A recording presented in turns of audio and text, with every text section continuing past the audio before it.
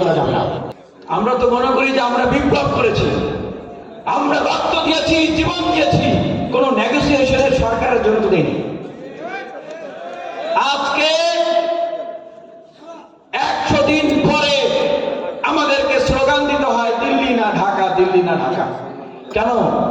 100 দিন আগে আপনারা বুঝেন নাই যে যদি বিপ্লবী সরকার গঠন না করা হয়, জাতীয় ঐক্যের সরকার গঠন না করা হয়, 100 দিন পরে এইরকম বৈষম্য বিরোধী ছাত্র আন্দোলনকেও অন্যান্য ছাত্র সংগঠনকে ডাকতে হবে এবং মাননীয় প্রধান উপদেষ্টাকেও রাজনৈতিক দলগুলোকে ঐক্য গঠন করার জন্য ডাকতে হবে। আন্দোলনের সময় একজনকে উপাধি দেওয়া হয়েছিল হোল মুভমেন্টের ব্রেইন।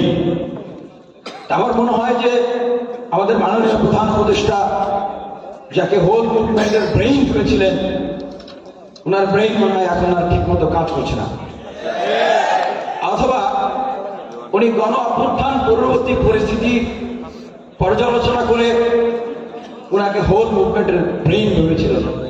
কিন্তু একটা জিনিস বুঝতে হবে, গণ অভ্যুত্থান অথবা বিপ্লব পূর্ববর্তী বাংলাদেশ বা রাষ্ট্র পরিস্থিতি এবং গণ অভ্যুত্থান পরবর্তী বাংলাদেশ রাষ্ট্র পরিস্থিতি, রাজনৈতিক অবস্থা এক নয়।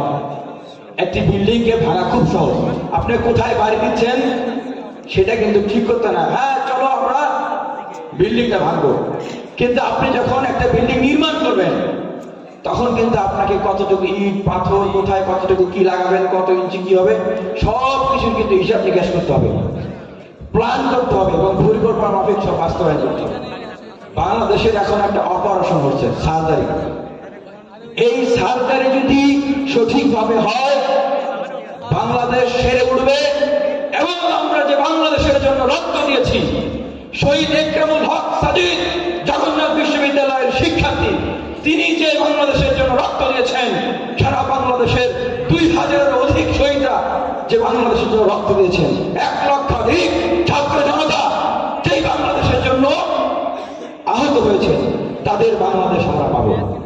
আর এই অপারেশন সার্জারি যদি ভুল হয় তাহলে কিন্তু বাংলাদেশকে টেকানো যাবে না। আমাদের সেনাপ্রধান তিনি কি বলেছেন 2 দিন আগে, খেয়াল করেছেন? সামনে কি আসছে? বড় সংকট আসছে, সবাই মিলে ঐক্যবদ্ধ হয়ে মোকাবেলা করতে হবে। বিজিবি ভেরিফাইড পেজ থেকে দেখলাম যে সীমান্তে তারা প্রস্তুত আছেন, দেখেন না আপনারা? সেটা যদি তাদের ভেরিফাইড পেজ থেকে হয় তার মানে কি আমরা সত্যিকার অর্থে কোথায় আছি? একটা সংকটে আছে। আচ্ছা যদি না বোঝেন আরো ভালো করে বোঝাই দিই সহজ বাংলায়। গণ অভ্যুত্থান চলাকালীন সময়ে বাংলাদেশের বিভিন্ন অঞ্চলে আপনারা দেখেছেন না, গুলি করছে আর মানুষ মারছে, এবং সেখানে অনেককে হিন্দিতে কথা বলতে দেখেন নাই? দেখেছেন কিনা? দেখেছেন? এবং দেখেন নাই 4 আগস্ট, 5 আগস্ট, 7 আগস্ট অনেকেই ভিন্ন দেশি ইউনিফর্ম পরে এয়ারপোর্ট দিয়ে পালাচ্ছে, দেখেছেন? দেখেন নাই? বিভিন্ন সীমান্ত দিয়ে পালাচ্ছে। তাহলে আমার যে বাংলাদেশ, এই বাংলাদেশে এই উগ্র হিন্দুত্ববাদী মোদী সরকার, আগ্রাসী সরকার, তারা যে কোভার্ট অপারেশন চালিয়েছিল, সার্জিক্যাল স্ট্রাইক চালিয়েছিল, এটির কোন সন্দেহ আছে? নাই। এখন এই সরকারের কাছে প্রশ্ন যে যারা এগুলো করেছে, যারা এগুলোকে সহযোগিতা করেছে, আপনারা কেন এখনো পাবলিকলি জনসম্মুখে তাদেরকে দায়ী করছেন এবং আন্তর্জাতিক মহলে ভারতের যে এই যে নগ্ন অসহিংস উগ্র আচরণ, এগুলোকে আপনারা কেন প্রকাশ করছেন না? ভারত এমন একটা রাষ্ট্র যারা কানাডার মতো দেশে কোভার্ট অপারেশন চালায়। কানাডার প্রধানমন্ত্রী বলেছিলেন না, দায়ী করেছেন না ভারতকে? তাহলে চিন্তা করেন বাংলাদেশ তার পেটের ভিতরে। এই যে সরকার, আমরা বলি আমাদের 1 সাগর রক্ত অসংখ্য জীবনের বিনিময়ের ফসল এই সরকার। এই সরকার এমনি এমনি আসে না, এটা কোনো ভিডিও গেম না, এটা কোনো ছেলে খেলা না। জীবনের বিনিময়ে, রক্তের বিনিময়ে এই সরকার এসেছে। এক ভাই প্রশ্ন করেছেন যে অনেক উপদেষ্টা নিয়োগের বিষয় নিয়ে এখন বিতর্ক তৈরি হচ্ছে তাদেরকে নিয়ে। আচ্ছা, যারা উপদেষ্টা হয়েছেন ভাই, তারা কি চুরি করতে গেছেন ওইখানে? তারা কি ডাকাতি করতে গেছেন? বলেন, গেছেন? কেন গেছেন? দেশ চালাইতে গেছেন। আমাদের রক্ত, আমাদের জীবনের ফসল তারা, আমরা তাদেরকে ধারণ করি। তাহলে তারা যদি পাবলিকলি এটা প্রচার করে যে তারা কিভাবে নিয়োগ হয়েছেন, কি প্রক্রিয়ায়, স্বচ্ছতা, জবাবদিহিতা, সার্বজনীন গ্রহণযোগ্য একটা প্রক্রিয়া তাদের প্রচার করে, প্রকাশ করে, তাহলে এটা কোনো সমস্যা আছে? বরং আমরা দেখছি, আমাদের কাছে মনে হচ্ছে যে সরকারের অভ্যন্তরে এবং আন্দোলনকারী অনেক গ্রুপের ভিতরে একটা স্নায়ু যুদ্ধ চলছে। আপনাদের কাছে এরকম মনে হয় না? আমার কাছে এরকম মনে হচ্ছে একটা স্নায়ু যুদ্ধ চলছে। যখন আমাদের কাজ দুইটা ফ্রন্টে খেলা, এক হচ্ছে ফ্যাসিবাদী আওয়ামী লীগ এবং তাদের দোষরদের বিরুদ্ধে খেলা, আরেক হচ্ছে এই আওয়ামী লীগ তো আওয়ামী লীগ ছিল না, আওয়ামী লীগ ছিল উগ্র হিন্দুত্ববাদী বিজেপি সরকার, তাদের বিরুদ্ধে খেলা।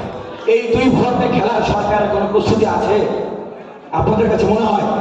আমরা বারবার বলছি যে কেন একটা বিপ্লবী সরকার হলো, আমরা বারবার বলছি যে এটা আমাদের সরকার, আমরা ছাত্ররা আমরা এই সরকারের সাথে কাজ করতে চাই, আমরা তাদেরকে সহযোগিতা করতে চাই।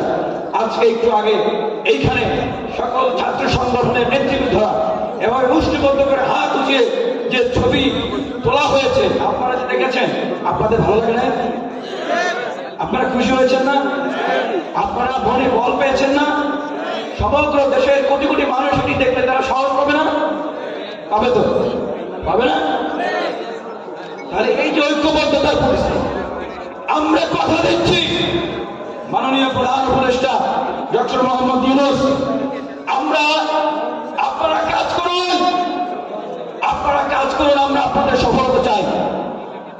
আপনাদের জন্য, এই সরকারের জন্য যদি আরো জীবন দিতে হয় আমরা দিব, আরো রক্ত দিতে হলে আমরা প্রস্তুত আছি, কিন্তু অসম প্রতিযোগিতার জায়গা তৈরি করা যাবে না।